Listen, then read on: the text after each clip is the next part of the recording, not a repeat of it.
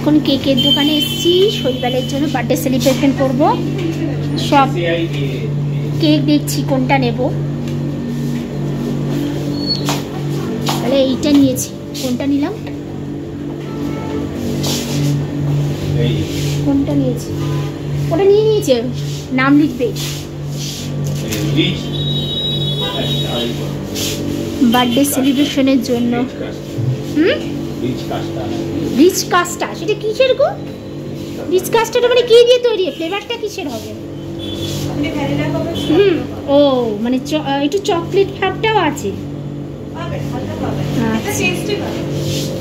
আসলে আমরা খুব চকলেট খেতে খুব ভালোবাসি তো, তাই।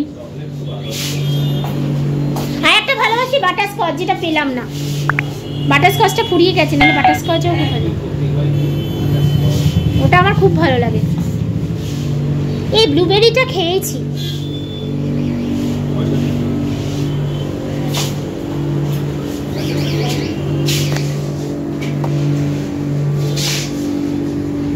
ভালো ভালো সব নতুন নতুন দেখি কিরমভাবে বার্থডে সিলেকশন করি।